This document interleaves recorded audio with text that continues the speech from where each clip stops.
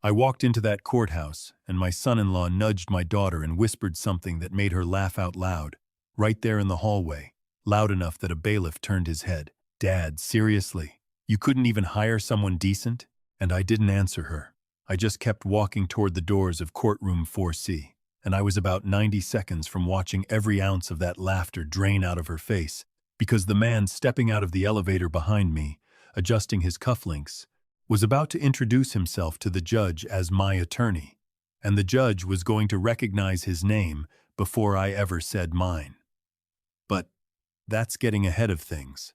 Let me back up, because you deserve to understand how a 74-year-old man ends up standing in a Cincinnati courtroom listening to his own daughter tell a judge he isn't fit to manage his own affairs. I'm grateful you're here with me for this one, friend. Before we go further, tell me down in the comments what state you're watching from tonight. I read every one of them, I promise you that. This story carries some fictional elements, woven in for reflection's sake. If it's not for you, no hard feelings at all. Step away and go find what serves you better. But if you've ever given everything to people who repaid you with silence, stay close. This one's for you. My name is Marcus Feld. I spent 34 years as a structural engineer, most of it inspecting bridges and overpasses for the Ohio Department of Transportation, the last 11 of those years running the district office out of Cincinnati.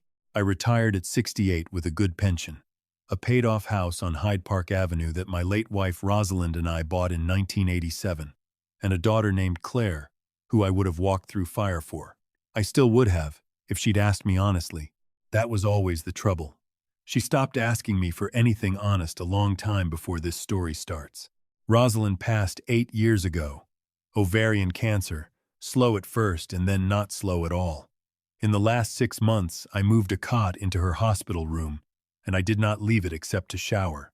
Claire visited when she could, which back then meant every few weeks, because she was building something with her husband, Trevor Doyle, and building things, in Trevor's mind, required all of a person's attention. I never held that against her. Grief makes you generous in your memory of people. I told myself she was doing her best.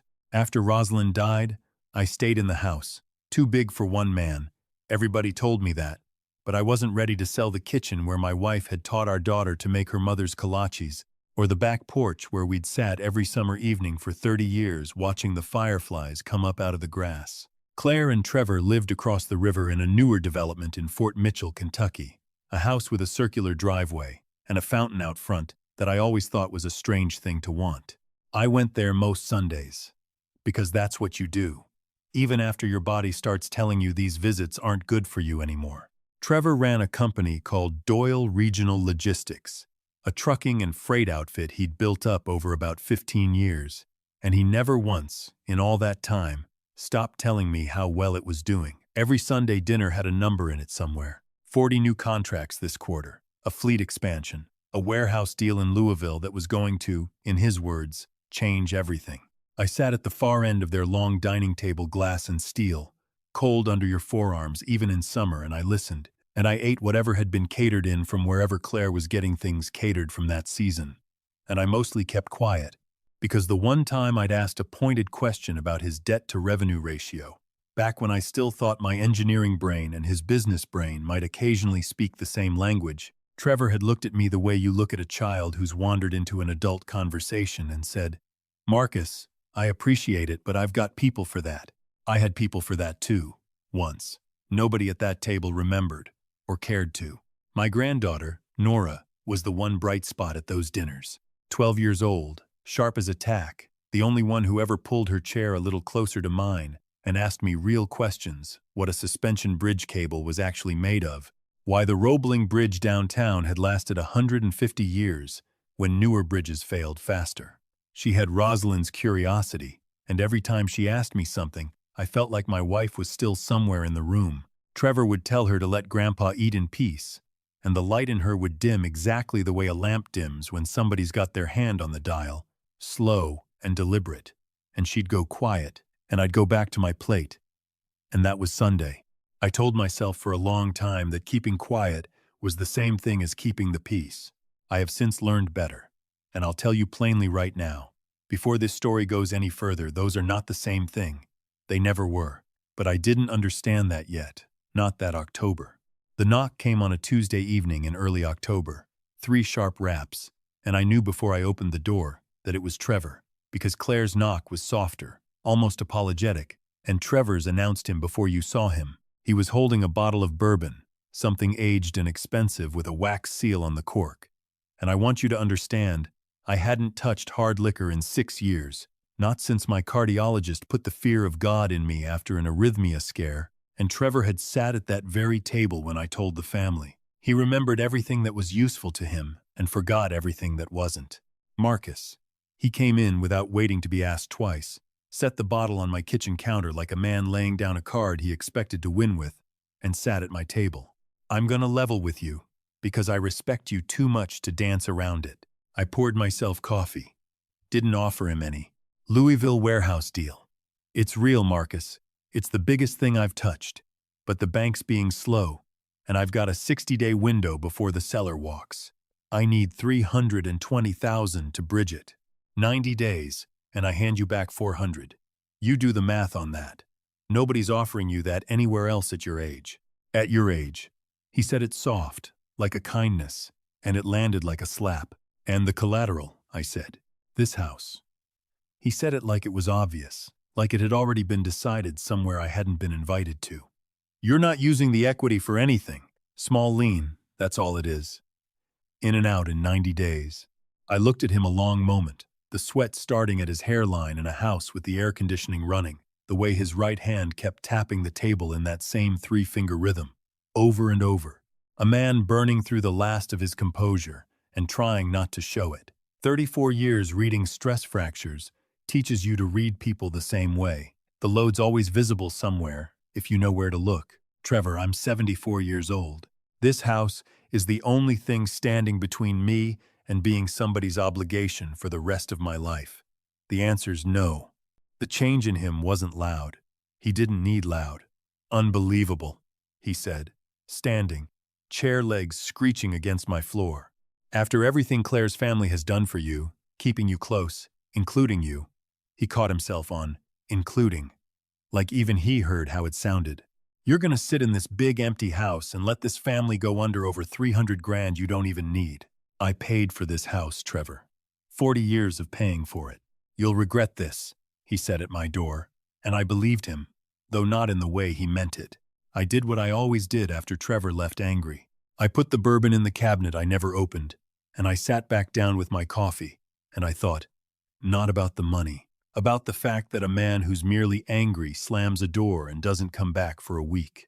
A man who's panicking comes back within days, and he brings something worse than a bottle of liquor. He came back 9 days later, and it wasn't him at the door. It was a courier in a gray uniform, holding a scanner and an envelope thick with intent.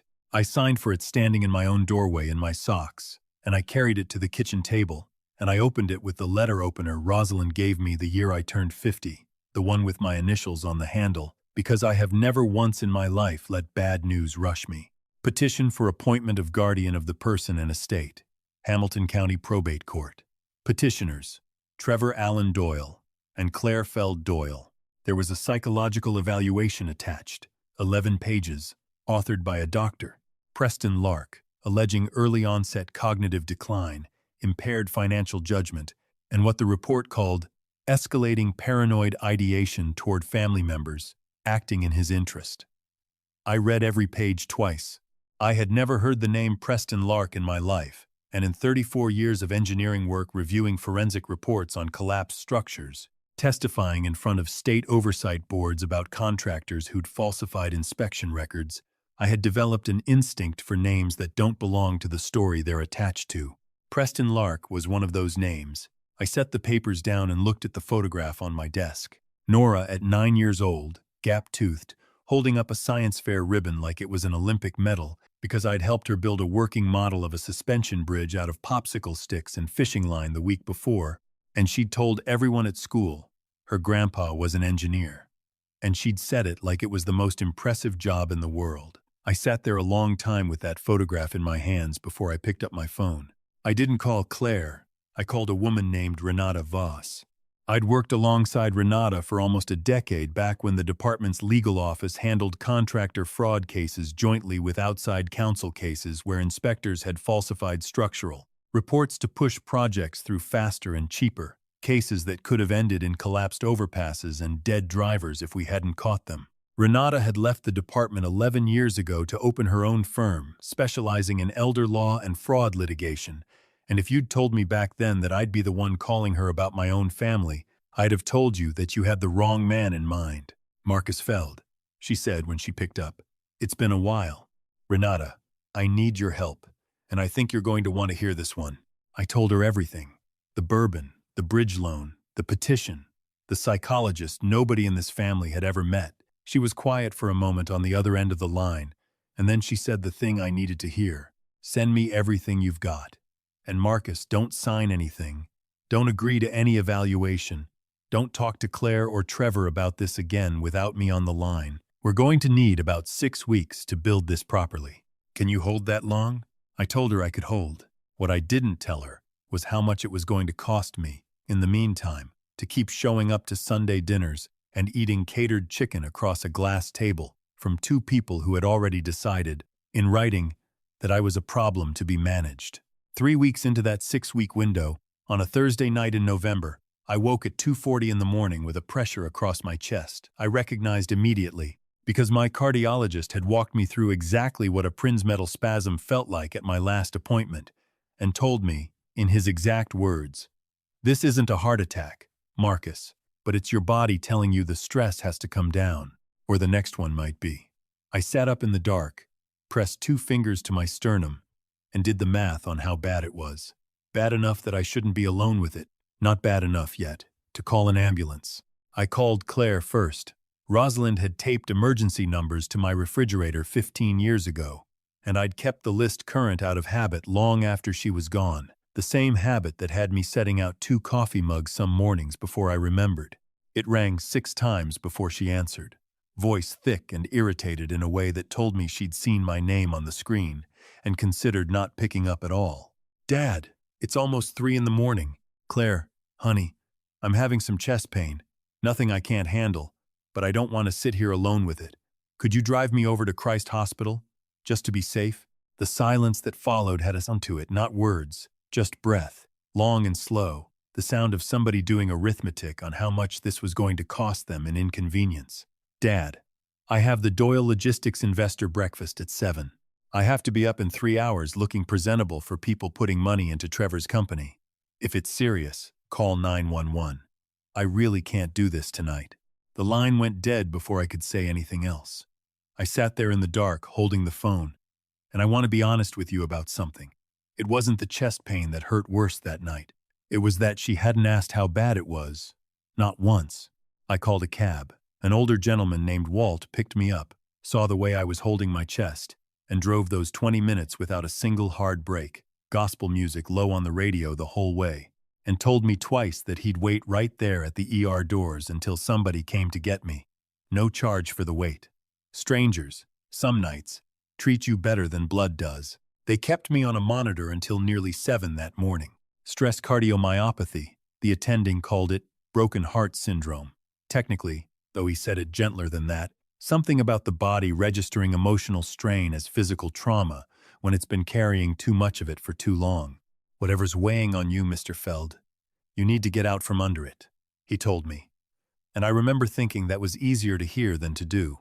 On the cab ride home, we passed the investor breakfast venue downtown, a hotel ballroom with a banner out front reading Doyle, Regional Logistics, the future of freight, and through the glass doors, I could see Claire in a cream blazer, laughing at something, holding a mimosa, radiant, rested, exactly as put together as a woman who had not spent her night in an emergency room. I watched until the light changed and we pulled away, and something in my chest that had nothing to do with cardiomyopathy pulled tight and didn't let go. That was the morning I stopped protecting Claire from what I already knew. I called Renata that afternoon and told her to stop being gentle with the timeline. Over the following weeks, working from records I had quietly gathered and financial documents Renata's investigator pulled through legal channels, we built the real picture. Trevor's Louisville warehouse deal had collapsed entirely. 2 months earlier, the seller had walked, exactly as he'd feared. But Trevor had already leveraged Doyle Regional Logistics against it, personally guaranteeing debt the company couldn't cover. He was 3 payments behind to his primary lender and facing personal liability that would have wiped out everything he and Claire owned. Dr. Preston Lark, it turned out, wasn't a licensed clinical psychologist in the state of Ohio at all. His license had lapsed 4 years prior after a board complaint in Kentucky, a detail Renata's investigator found in about 2 hours of searching that apparently nobody on Trevor's side had bothered to check. A wire transfer, dated 8 days before the guardianship petition was filed, showed $22,000 moving from a company called Doyle Property Holdings directly into an account belonging to Preston Lark, memo line reading consulting fee. And then there was the number that made my hands go still when I first saw it on the page. $180,000, moved in 4 transactions over 5 months, out of the Rosalind Feld Memorial Scholarship Fund, the fund my wife and I had established 15 years earlier for first-generation engineering students at the University of Cincinnati. The fund Claire had taken over as managing trustee after her mother died, because I'd trusted her with the one thing that mattered more to me than almost anything else I owned. Every check had her signature on it. Every single one. I sat with that for 3 days before I could talk about it out loud, even to Renata. The hearing was set for a Thursday morning in December. Courtroom 4C of the Hamilton County Probate Court, an unglamorous building of beige tile and fluorescent hum that had seen more grief walk through its doors than most places twice its size. I hadn't set foot in a courtroom since testifying before a state legislative oversight committee about a contractor bribery scandal 11 years earlier, a case that had put 3 men in prison and gotten my name into an Ohio Inquirer headline I'd long since stopped expecting anyone to remember. That morning, I put on the Navy suit I hadn't worn since Rosalind's funeral, and it still fit close enough that only a tailor would have noticed the difference. And I looked in the mirror and saw, for the first time in longer than I want to admit, a man who looked like exactly what he was, instead of a man who'd spent 6 years making himself smaller to keep a family's peace. Renata met me in the lobby in a charcoal suit, her worn leather case in hand, and looked me over once. "There he is," she said, not as a greeting as a confirmation of something she'd been waiting to see. Trevor and Claire were already outside the courtroom doors with their attorney, a man named Dale Whitcomb, flipping through a folder with the easy confidence of somebody who believed this was already decided. Trevor saw me first, the suit, the posture, Renata beside me, and something flickered and resettled into a smirk, filing me away as irrelevant. Claire looked up from her phone, held my eyes for one long second, and then tilted her head and said it, loud enough for the whole hallway, including the bailiff, pushing a file cart, to hear. "Dad? Seriously? You couldn't even hire someone decent?" I looked at my daughter. I looked at the woman who, 6 weeks earlier, had written an email to Trevor that Renata's investigator had pulled from a shared business drive he's getting harder to manage. "We just need Lark's report, and this is over fast," and gone back to planning an investor breakfast the same week. I let her have 3 full seconds of my attention, not 1 second more. Then I walked into the courtroom. "Before I tell you what happened next, friend, I want you to do something for me. Type the word READY down in the comments if you're still with me, because what happened in that room in the next 20 minutes is the reason I'm telling you any of this at all. This story has fictional elements woven through it for the sake of the lesson underneath it. If you need to step away here, I understand completely. But if you've ever sat at a family table feeling like furniture nobody remembered to introduce, stay a while longer. This part's for you." Judge Miriam Castellano entered from chambers at 9 sharp, a woman I'd known for going on 20 years, back when she'd been a young assistant county prosecutor working white-collar fraud cases, and I'd been the engineer called in to walk juries through falsified inspection paperwork that had nearly cost a construction crew. There, lives on a bridge retrofit downtown. We hadn't been close, exactly, but we'd been the kind of professional colleagues who trust each other's work completely, which in that line of work counts for more than friendship most days. She settled into her chair, picked up the morning docket without looking up, scanned the first line, and stopped. Her eyes came up, found me at the respondent's table, and her pen went still in her hand. "Marcus Feld," she said, and the room's whole temperature seemed to shift around those two words. Is this counsel? Are you telling me the respondent in this guardianship petition is Marcus Feld, the structural forensics witness from the 5th Street overpass case? Dale Whitcomb, to his credit, recovered fast, though not fast enough. Your Honor, my clients believe Mr. Feld is suffering from significant cognitive. I sat through 4 days of this man's testimony in 2015. Counselor. He walked a jury of 12 people with no engineering background whatsoever through a falsified load-bearing analysis so clearly that they returned a guilty verdict in under 3 hours. That memory of mine is holding up fine. I'll be curious to hear how yours is doing. She turned to Renata. Proceed, Miss Voss. What followed took 22 minutes, and I have turned those 22 minutes over in my mind more times than I could count since. Renata called Preston Lark to the stand first, and inside of 4 questions had him admitting under oath that he'd never conducted an in-person evaluation of me at all, that his entire 11-page report had been built from a written description of my behaviors provided by Trevor, alongside 2 photographs taken without my knowledge outside a Kroger on Erie Avenue. Judge Castellano asked him to confirm, for the record, whether his psychology license was currently active in any state. It was not. She had the bailiff take him into custody before he finished stepping down from the witness stand, filing a fraudulent instrument with the court, she called it, and I watched Dale Whitcomb's neat stack of documents stop looking quite so neat. Trevor took the stand next, because Whitcomb, in what I can only describe as a serious misjudgment of the room, apparently believed his client's charm might salvage something. Renata let him say his piece, how worried he'd been, how confused and isolated I'd become, and then, calm as still water, she asked him whether it was true that 3 weeks before filing this petition, he'd asked his allegedly confused, incompetent father-in-law for $320,000 in cash. Trevor's jaw locked. Renata didn't wait for an answer. She put the Louisville deal collapse on the overhead projector, the missed lender payments, the personal guarantee that had left him fully exposed, then the transfer to Preston Lark. Then, last, the 4 withdrawals from the Rosalind Feld Memorial Scholarship Fund, $180,000, each one signed by his wife. Claire's hand went to her mouth. I watched something in her face come apart in real time, not performance, not the careful composure I'd been watching her hold for 6 weeks, but something raw underneath it finally breaking the surface. You told me those were administrative transfers, she said, and her voice cracked clean down the middle. You told me the board had approved it. Claire, Trevor started. You used my mother's name. She was standing without seeming to know she'd stood.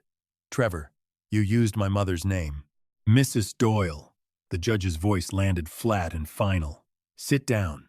She sat, hands shaking on the table, staring at her husband with an expression I hadn't seen on her since she was small enough to still climb into my lap during thunderstorms. Judge Castellano looked out over what remained of the petitioner's table for a long moment before she spoke again. The petition for guardianship is denied.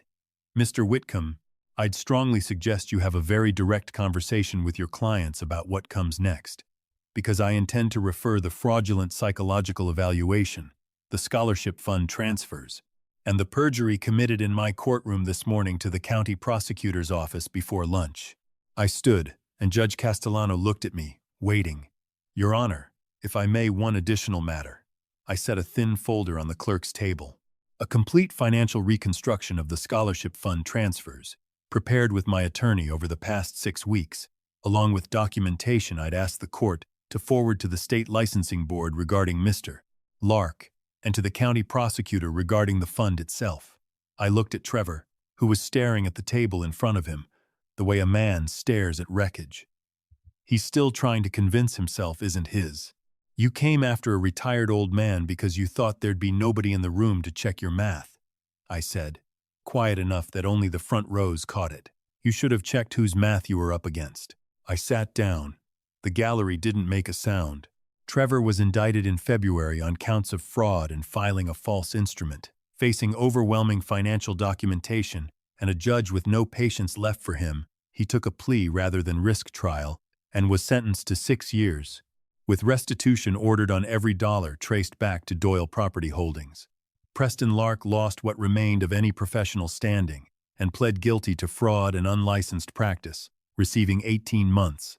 Claire's case was harder and more complicated, in the way that family always is. She hadn't known about the Lark bribe, the evidence was clear on that, but her signature was on every scholarship withdrawal, and Renata's investigator found the emails to prove she'd known exactly what those transfers were funding, even if she hadn't known every detail of how. She pled to a single count of misappropriation. The judge, weighing genuine evidence of Trevor's financial control over the household finances against the plain fact that Claire had signed her own mother's name onto every one of those withdrawals, sentenced her to 3 years probation, full restitution, and 400 hours of community service assigned, deliberately, to a scholarship support nonprofit that worked directly with first-generation college students, the same population my wife's fund had always served. I think it was, in its way, the most honest lesson anyone had offered my daughter in a long time. In March, I sold the Fort Mitchell house, Claire and Trevor's, seized through the restitution, judgment, and auctioned by the court, and split the proceeds 2 ways. Most of it went back into the Rosalind Feld Memorial Scholarship Fund, placed under a new board of trustees with no family members on it, with an ironclad mandate that every dollar go directly to tuition assistance the way Rosalind had always meant it to. The remainder went into a trust for Nora, locked until she turns 22, with a note I wrote by hand and had Renata file alongside the paperwork. For the bridges you're going to build. Your grandmother would have wanted you to have something solid under your feet. Nora calls me most Sundays now, from her mother's small apartment in Norwood where Claire moved after everything settled, close enough that Nora can still walk to my house after school some afternoons and ask me about cable tension and load distribution while I make us both grilled cheese in the kitchen where her grandmother used to bake. Claire and I talk carefully, slowly, the way you rebuild something that was structurally sound once and just needs the right kind of patience now. I don't know yet what that becomes. I know it's more honest than what we had before, and for now, at 74, I've decided that's enough. People ask me sometimes what I actually learned out of all this, and here's the truest answer I've got. Silence isn't the same thing as peace. I spent 6 years telling myself I was being patient, being gracious, being the bigger man at that glass table, while my own family decided I was furniture. What I was actually doing was teaching everyone around me exactly how little of my own dignity I expected them to respect. Don't do what I did. If you're sitting at some table tonight, anywhere in this country, feeling like nobody remembers where to put you, you are not furniture. And it is not too late to pick the pen back up yourself. If this one moved something in you, tell me down in the comments what you'd have done differently in my shoes. Share it with somebody who needs to hear tonight that it's never too late to stand back up in your own name. And if you believe, like I do, that real strength is knowing exactly when to stop staying quiet, subscribe, friend, so you don't miss the next one. To everyone who stayed with me the whole way through this evening, thank you. Truly, I mean that.